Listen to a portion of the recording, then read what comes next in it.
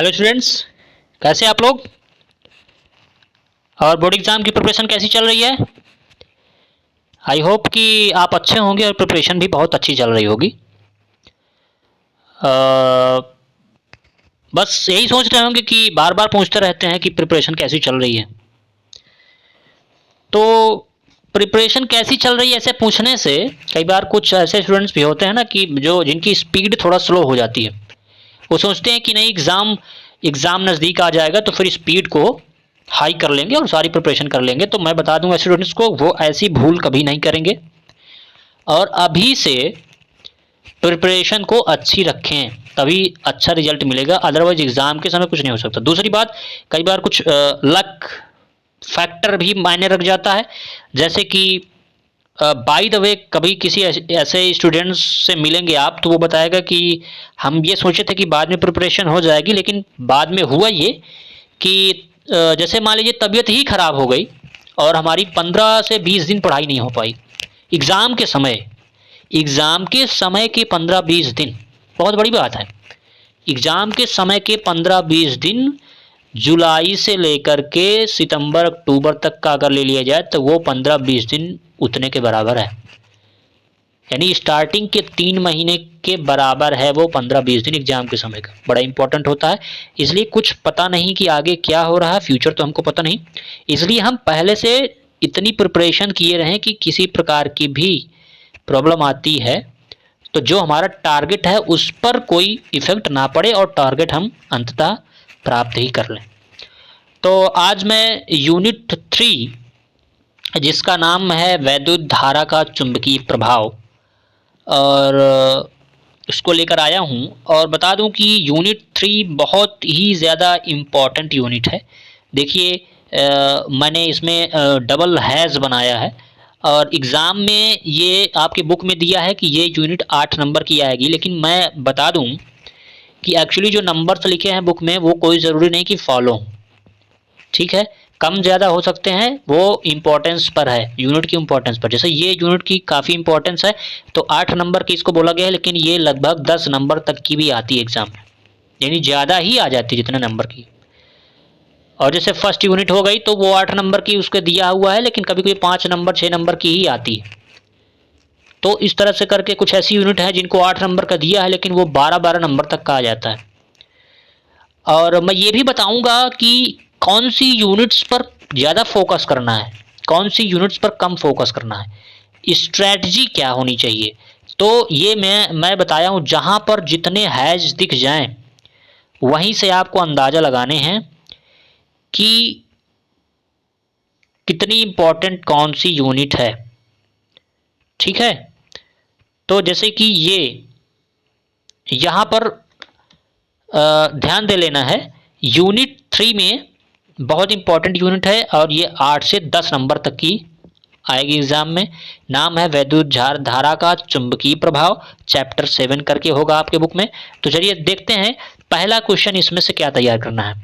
तो पहला क्वेश्चन तैयार करना है बायो सेवर्ट नियम, फुल एक्सप्लेनेशन, पूरा इसके विषय में बायो सेवर्ट के नियम जो है पूरा एक्सप्लेन कर लेना है अच्छे से प्रिपरेशन। उसके बाद इसके अनुप्रयोग हैं, उन अनुप्रयोग को भी तैयार करना है, क्योंकि शॉर्ट में पूछता है कि बायो सेवर्ट नियम क्या है और उसके साथ में कोई एक उसका एप्लीकेशन लगा देता है, जैसे कि नीचे एप्लीकेशन दिए हुए हैं।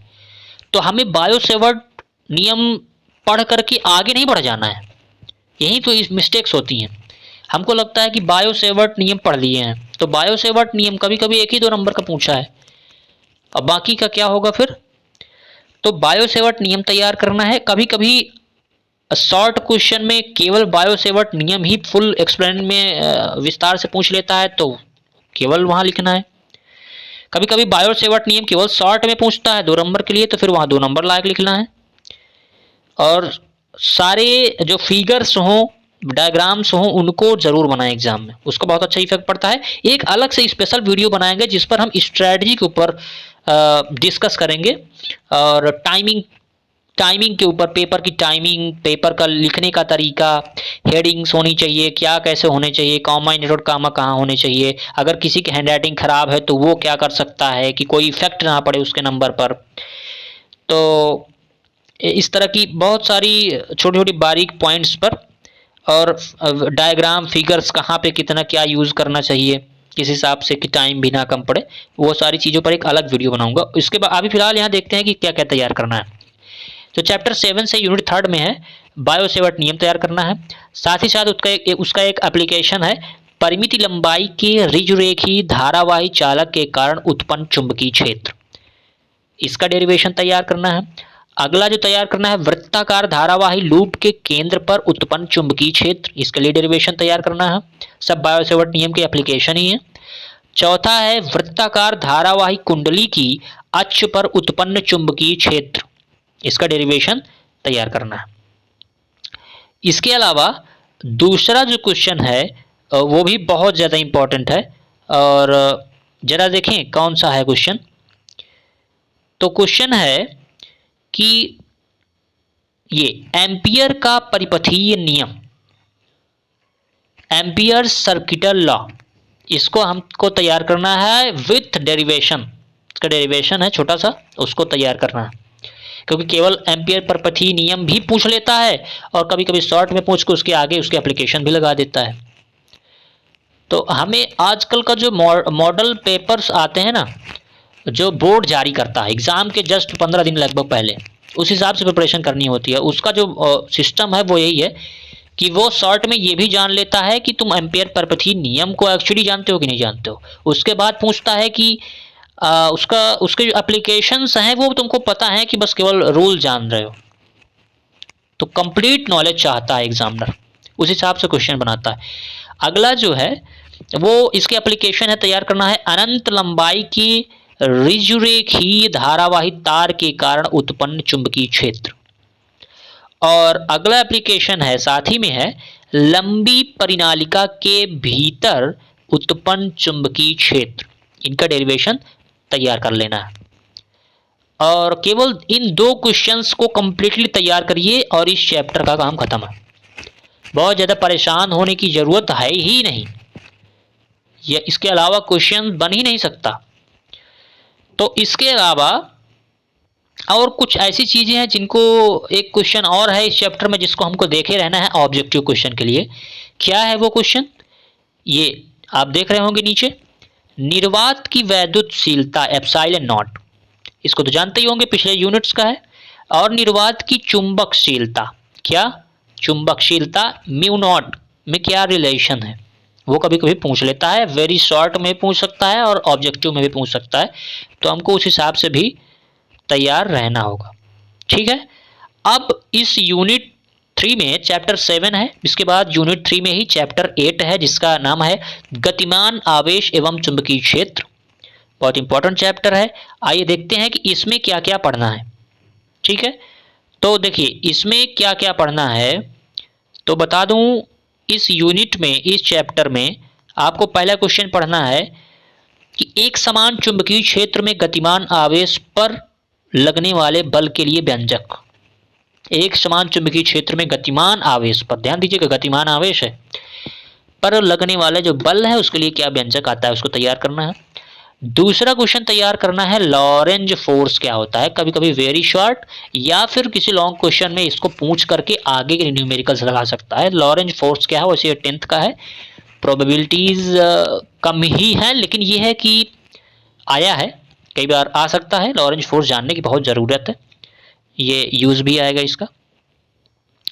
तो अगला जो क्वेश्चन तैयार करना है दूसरा नंबर, वो है साइक्लोट्रॉन।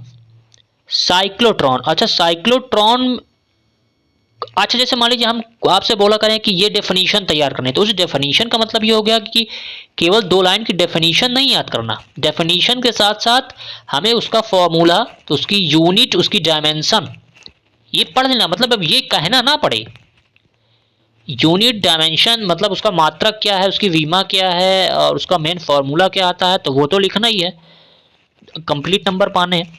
और जब हम एक स्पेशल वीडियो बनाएंगे कि अच्छे नंबर कैसे लाएं, क्योंकि कई बार नॉलेज होते हुए, सारा कुछ तैयार होते हुए भी अच्छे नंबर्स नहीं आ पाते।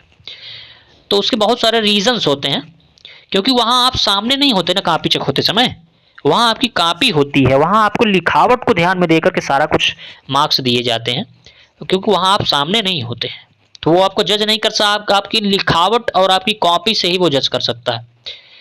तो ये सारी चीज़ें हैं। अगला क्वेश्चन जो तैयार करना है वो है कि दो समांतर धारावाही चालक तार के बीच चुंबकीय बल, दो समांतर धारावाही चालक तार के बीच चुंबकीय बल का डेरिवेशन तैयार करना है। ठीक है, ये डेरिवेशन तैयार करना है। अगला रूल है फ्लेमिंग के बाएं हाथ का नियम तैयार करना है। अगला क्वेश्चन क्या था? फ्लेमिंग के बाएं हाथ का नियम।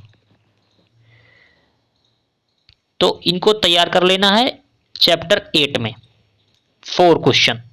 और साथ ही साथ एक और है जो आप रीड कर लीजिएगा, रीडिंग कर लीजिएगा, वो है ये चुंबकीय क्षेत्र में स्थित धारावाही चालक पर बल, जिसका फॉर्मूला आता है F equal to IBL sine theta.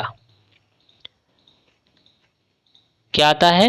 F equal to IBL sine theta. इसको हमें एक तरह से याद रखना है, क्योंकि न्यूमेरिकल्स पर इसका बहुत अच्छा, न्यूमेरिकल्स इसके लिए लगते हैं ना इस फॉर्मूले से, तो इसलिए हमें पता होना बहुत ज़रूरी है। इसको देखे रहिएगा, काम आएगा। अगला जो चैप्टर है इस यूनिट 3 में वो है चैप्टर 9, और उसका नाम है चुंबकीय क्षेत्र में चुंबकीय द्विध्रुव।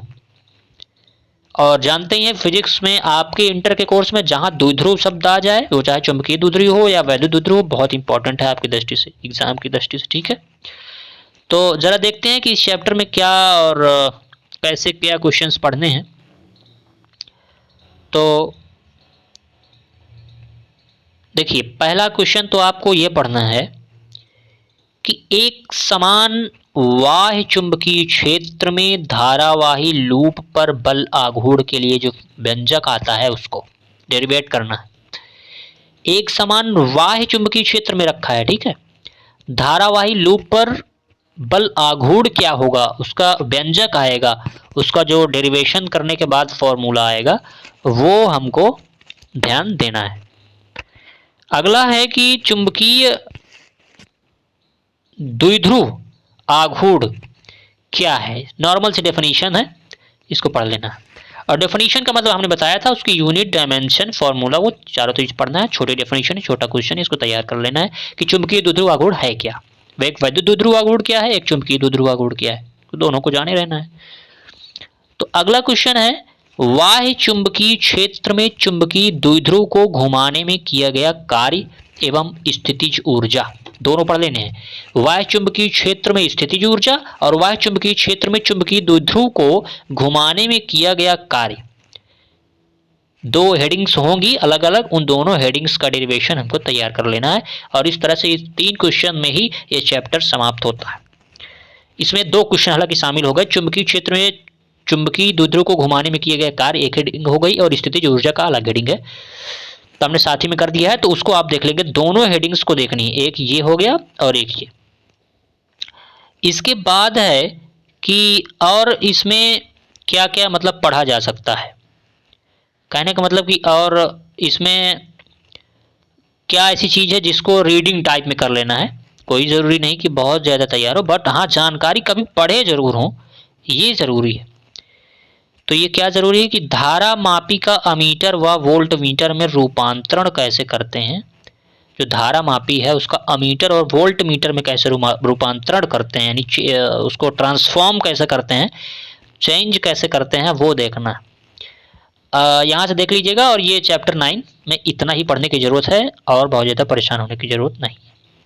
अगला चैप्टर 10 आता है, और उससे भी 2 क्वेश्चन तैयार करने हैं। चैप्टर देखिए चुंबकत्व है, और इसमें ढेर सारा है कि चुंबक किस चीज़ से बनता है, मैग्नेट, तो उसमें अयस्क होते हैं, वो सारी चीज़ें बताई जाती हैं, वो नॉलेज की चीज़ें हैं। अब वो तो हम आप पढ़े ही होंगे जब चैप्टर स्टार्ट किए होंगे, बशर्ते भी एग्जाम की दृष्टि से क्या तैयार करना है, केवल यहाँ पर उस बात पर फोकस है।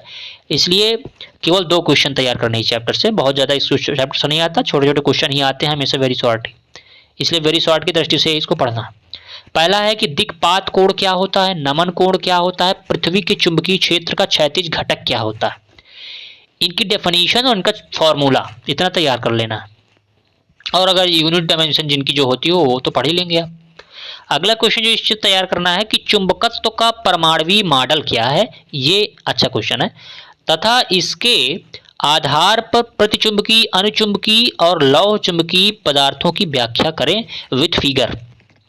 ये कहने की जरूरत ना पड़े विथ फिगर, हालांकि मैंने बोल दिया है, लेकिन कोई भी चीज़ लिखेंगे तो फिगर डायग्राम तो बनाना ही है, उसमें कोई दो राय नहीं होना चाहिए।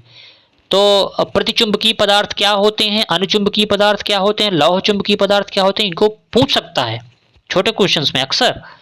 या फिर चुंबकत्व का परमाणुवीय मॉडल क्या है, तो नॉर्मल डेफिनेशन हो जाती है कि प्रतिचुंबकीय पदार्थ क्या होते हैं, अनुचुंबकीय पदार्थ क्या होते हैं, लौह चुंबकीय पदार्थ की नॉर्मल डेफिनेशन होती है। एक होती है कि चुंबकत्व का जो परमाणुवीय मॉडल दिया गया है जिसमें डोमेन की चर्चा की गई है, उस डोमेन के आधार पर फिगर बना करके आप बताइए कि उसके आधार पर इन तीनों की व्याख्या कीजिए, क्योंकि इन तीनों की डेफिनेशन बताना तो बहुत आसान है, जो जनरल डेफिनेशन है, और बाकी उसके आधार पर बताना पढ़ना पड़ेगा, तो उसको देख लीजिएगा। और नॉर्मल तो आप लोग पढ़ ही लिए होंगे, अदरवाइज नॉर्मल ना भी याद रहे तो आए भी तो भी परमाणुवीय मॉडल के आधार पर वाली ही लिख देंगे तो और अच्छा रहेगा, क्योंकि उसमें फिगर भी बनाना पड़ेगा और अच्छा रिस्पॉन्स मिलेगा उसका।